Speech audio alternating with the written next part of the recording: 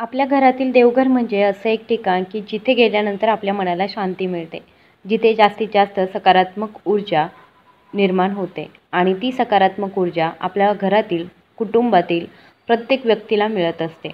तर असं जे देवघर आहे, त्या देवघरामध्ये कधी-कधी चुकून काही गोष्टी ज्या आहेत त्या आपण ठेवत असतो. परंतु देवघरामध्ये काही अशा गोष्टी ठेवल्या तर त्याचा खूप वाईट परिणाम होतो. कुटुंबातील सर्वच व्यक्तींना त्याचा परिणाम भोगावा लागतो. तर अशा कोणत्या गोष्टी आहे की ज्या कधीही देवघरामध्ये ठेवू नये, हेच आजच्या व्हिडिओमध्ये आपण बघणार आहोत. त्यामुळे व्हिडिओ अगदी शेवटपर्यंत बघत राहा आणि चॅनलवर नवीन असाल, माझा आवाज पहिल्यांदाच ऐकत असाल तर चॅनलला सबस्क्राईब करा. वास्तूत घराच्या प्रत्येक जागेबद्दल अधिक विस्तृत अशी माहिती दिली आहे.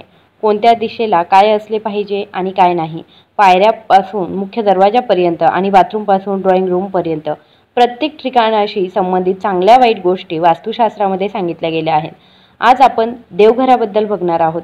देवघराबाबत असं सांगितलं आहे की इथे काही विशिष्ट गोष्टी असणे अशुभ मानले जाते. बहुतेकदा लोकांच्या देवघरामध्ये असं दिसून येतं की जर ते हवन किंवा अनुष्ठान करत असतील तर त्यानंतर उर्वरित पूजा सामग्री जी आहे ती घरामध्येच ठेवतात. असं करणं योग्य मानलं जात नाही. जर आपल्या घरामध्ये काही पूजा असेल तर सर्व साहित्य वापरणं चांगलं आणि त्यानंतर काही जर शिल्लक राहिलं तर एकतर ते स्वयंपाकघरातच वापरून घ्या किंवा वाहत्या पाण्यामध्ये ते विसर्जित करून टाका.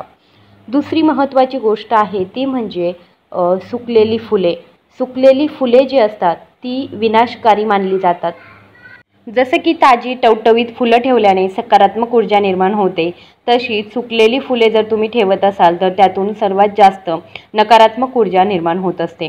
देवाच्या उपासनेमध्ये फुलं आवश्यक मानली जातात. परंतु बऱ्याच ठिकाणी असं दिसतं की आपली पूजा झाल्यानंतर जेव्हा फुलं सुकून जातात म्हणजे दुसऱ्या दिवशी सकाळी किंवा संध्याकाळच्या वेळी लोक ही जी फुलं आहेत, सुकलेली फुलं, तीच मंदिराच्या कोपऱ्यामध्ये कुठेतरी ठेवून देतात. ही अत्यंत चुकीची आणि वाईट सवय आहे. वास्तुशास्त्रानुसार याने नकारात्मक ऊर्जेला प्रोत्साहन मिळते. घरी वाळलेले फुले ठेवणे दारिद्र्याला आमंत्रण देण्यासारखे आहे. यामुळे दुष्काळ, मृत्यू, मंगलदोष किंवा मग लग्नाला उशीर यासारख्या समस्या सुद्धा उद्भवू शकतात.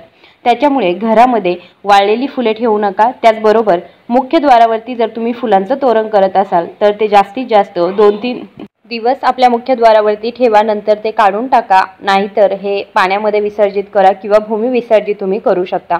किंवा आपल्या घरातीलच ज्या कुंड्या असतात त्यांच्यामध्ये तुम्ही मातीमध्ये हे काढून देऊ शकता आणि याची चांगली फुलांची झाडेसुद्धा निर्माण होऊ शकतात. त्याच्यामुळे ही चूक अजिबात करू नका, कारण वाळलेली फुलं म्हणजे विनाश मानला जातो.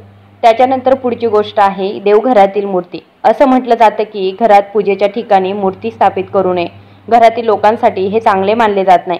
आपण त्या ठिकाणी चित्रे किंवा अगदी लहान मूर्ती ठेवू शकतो. कोणत्याही देवाच्या एकापेक्षा जास्त प्रतिमा किंवा मूर्ती देवघरामध्ये ठेवू नये. त्याचबरोबर देवघरामध्ये काही छायाचित्रसुद्धा ठेवायची नाही. काही लोकांच्या घरामध्ये असं दिसून येतं की पूर्वजांची छायाचित्र देखील पूजा घरातच ठेवली जातात आणि तिथेच त्यांची पूजा करण्यास प्रारंभ करतात. शास्त्रात हे मान्य नाही किंवा योग्य मानलं गेलेलं नाही आहे. मंदिरात पूर्वजांची छायाचित्रे लावण्याऐवजी आपण ती आपल्या घराच्या दक्षिणेकडील भिंतीवरती लावावी. असे केल्याने पितर तुमच्यावर आनंदी होतात.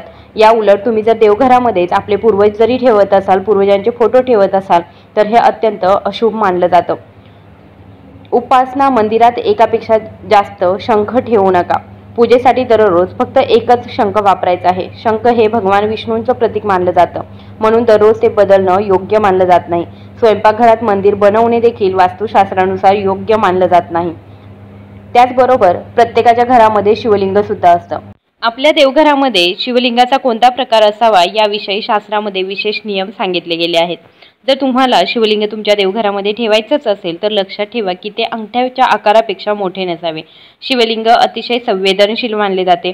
जर तुम्हाला एखादे मोठे शिवलिंग ठेवायचे असेल तर ते घराबाहेर एखाद्या भांड्यामध्ये आपण ते स्थापित करू शकता. त्याचबरोबर पुढची जी गोष्ट आहे ती अत्यंत महत्त्वाची आहे. पूजेशी संबंधित साहित्य उघडे ठेवू नये. ते कपाटात किंवा एखाद्या डब्यामध्ये ठेवावे. याशिवाय दिवा लावल्यानंतर आग पेटीच्या ज्या काड्या असतात त्या काड्यांना इकडे तिकडे फेकू नये. जळालेल्या काड्या नकारात्मक ऊर्जा आकर्षित करतात. यामुळे अनेक प्रकारचे नुकसानही होऊ शकते. देवघरात आगपेटी किंवा लायटर सारख्या वस्तू ठेवल्याने वास्तुदोष निर्माण होतात. सुकलेली फुले आणि इतर निर्माल्य देखील आपण वेळोवेळी स्वच्छ करावे. यामुळे घरामध्ये प्रसन्नता राहते. देवघरामध्ये गणपतीची मूर्ती अवश्य असावी, मात्र जेव्हा तुम्ही देवघरात गणपतीची मूर्ती ठेवाल तेव्हा ती मूर्ती सुस्थितीत असणे आवश्यक आहे. कारण जर ती सुस्थितीत नसेल तर ते अत्यंत अशुभ मानलं जातं. देवघरात एकापेक्षा जास्त गणपतीची मूर्ती ठेवण्यास हरकत नाही, मात्र ती विषम संकेत नसावी. घरातील मंदिरामध्ये गणेशाच्या 2 मूर्ती ठेवता येतात. या मूर्ती अशा प्रकारे एकत्र ठेवाव्यात की त्यांचे तोंड नेहमी उत्तरेकडे असेल. गणपतीची मूर्ती कधीही समोरासमोर ठेवू नये. त्याचबरोबर पुढची गोष्ट आहे ती म्हणजे जुनी आणि फाटलेली धार्मिक पुस्तकं घरातील देव्हाऱ्यावर ठेवू नये किंवा देव्हाऱ्यात ठेवू नये. त्यामुळे सुद्धा घरात नकारात्मक ऊर्जा निर्माण होत असते. त्याचबरोबर जेव्हा देवघरावरती बरेच जण काही वस्तू ज्या आहेत त्या ठेवत असतात किंवा काही गोष्टी ज्या आहेत, काही धार्मिक ग्रंथ जे असतील तर ते ठेवत असतात. देवांच्या डोक्यावरती कधीच ओझं ठेवू नये असं म्हटलं जातं. आणि जेव्हा तुम्ही देवघरावरती अशा काही वस्तू ठेवता तेव्हा ते देवांवरती ओझं ठेवल्यासारखं होतं. त्याच्यामुळे आपण देवघरावरती कोणत्याही प्रकारच्या गोष्टी ज्या आहेत त्या ठेवायच्या नाही, याची सर्वात जास्त आपल्याला खबरदारी घ्यायची आहे. तर अशा पद्धतीने या काही गोष्टी आहेत की ज्या देवघरामध्ये चुकूनही आपण ठेवू नये. या जर आपण ठेवत असाल तर नक्कीच आर्थिक परिस्थितीसुद्धा खालावते. त्याचबरोबर आजारपण घरामध्ये वाढतं आणि इतरही काही गोष्टी असतील तर त्यांचा आपल्याला वाईट प्रभाव दिसून येतो. आपल्याला जे काही नवीन गोष्टी करायच्या असतात आयुष्यामध्ये तर त्यासुद्धा कुठेतरी खंडित होऊन जातात किंवा त्या कुठेतरी संपतात. आपल्याला नवीन योग जे आहे ते आपल्या आयुष्यामध्ये कुंडलीमध्ये तयार होत नाहीत. आय होप ही दिलेली माहिती तुम्हाला आवडली असेल तर जास्तीत जास्त लोकांपर्यंत शेअर करा. चॅनलवर नवीन असाल तर चॅनलला सबस्क्राईब करा. धन्यवाद.